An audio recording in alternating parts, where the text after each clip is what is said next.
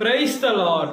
యేసు క్రీస్తు వారి పరిశుద్ధమైన నామంలో మీ అందరికి వందనాలు శుభాలు తెలియపరుస్తున్నానండి. కీర్తనల గ్రంథం 68వ కీర్తన 28వ వచనం. నీ దేవుడు నీకు బలము కలుగ నియమించి ఉన్నాడు అని దేవుని వాక్యం సెలవిస్తుందండి. మన దేవుడే మనల్ని బలపరిచేటువంటి దేవుడు. బలము రావాలని కూడా దేవుడు నియమం అనేది పెట్టాడండి. అంటే బలము దేనికి అనంటే ఈ లోకంలో శారీరకంగా బలం ఉండాలా, అదేవిధంగా ఆత్మీయమైన బలం ఏందనంటే ఈ లోకంలో దుష్ట శక్తులు ఎదిరించాలనంటే, ఈ లోకంలో సాతాన్ని పైన మన విజయం పొందుకోవాలంటే మనకు శక్తి కావాలి, బలము కావాలి.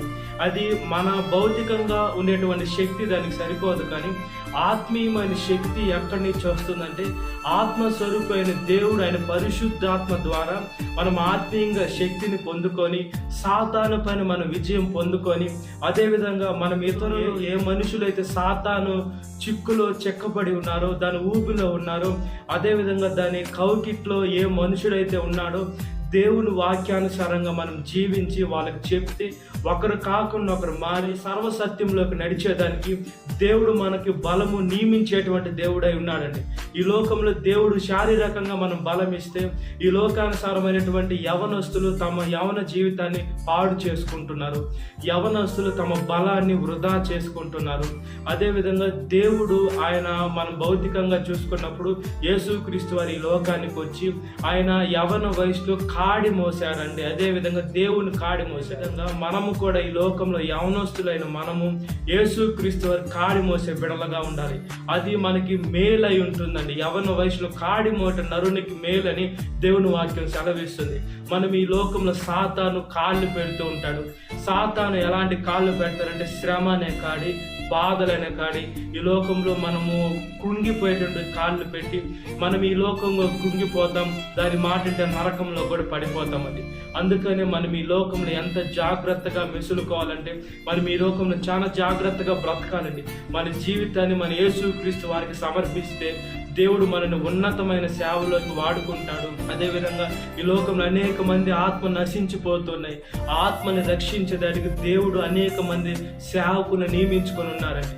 ఆ సేవకులు కొంతమంది సేవ చేస్తున్నారు, కొంతమంది డబ్బు కోసము, కొంతమంది పలుకుబడి కోసము, కొంతమంది ఏదో ఒకటి అవసరం కోసం సేవ చేస్తున్నారు. కానీ మనం ఈ లోకంలో ఎప్పుడైతే సేవ చేస్తూ ఉంటామో దేవుడు ప్రతి ఒక్కటి చూస్తున్నాడు. దేవుని సేవకులు కూడా పరలోకానికి వెళ్లకుండా ఉన్నారండి. దేనికనంటే దేవుని పని చేయటంలో వాళ్ళు ఒక వస్తువు కావాలని లేదా మనుషుల దగ్గర ఒకటి ఆశపడి పని చేసేటువంటి సేవలు కూడా లేకపోలేదు. కాబట్టి మనం ఆత్మతో సత్యంతో సేవ చేసి ఇతరులకు వాక్యం బోధించి మనము దేవుడు మనకు బలం ఇచ్చాడు కాబట్టి బలమైన దేవుని సేవించమని అన్యులకు చెప్తే వాళ్ళు కూడా సర్వసత్యంలోకి వస్తారు. కాబట్టి దేవుని వాక్యానుసారంగా బ్రతుకున్నట్లుగా ప్రార్థన. మహాపరిశుద్ధాత్మ దేవ, మా ప్రియ పరలోకపు తండ్రి, ఒకసారి మమ్మల్ని జ్ఞాపకం చేసుకోండి అయ్యా.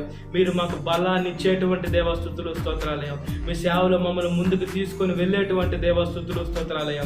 మేము చూసే చూపు, నడిచే నడక, చేసే క్రియ ప్రతి ఒక్కటి ఆశీర్వాదకరంగా, దీవెనకరంగా, మహిమకరంగా ఉంచమని అడుగుచున్నానయ్యా. మా జీవితాలు మీ పాదాల ముందు పెడుతున్నానయ్యా. మీ వాక్యము మా పాదములకు దీపం, మా త్రోవకు వెలుగై ఉంటుందయ్యా. వెలుగైన మీ వాక్యాన్ని మేము ఆశ్రయించి మంచి మనస్సును దయచేయండి అయ్యా. అదేవిధంగా ఈ లోకంలో సాతాను పుట్టింత్రాలన్నీ తీసివేయమని అడుగుచున్నాం. మా జీవితాలు మీ వాక్యానుసారంగా పెట్టే మంచి మనసును దయచేయండి అయ్యా. అదేవిధంగా యవనస్తులు మీ కాడి మోసే మంచి మనసును దయచేయండి అయ్యా.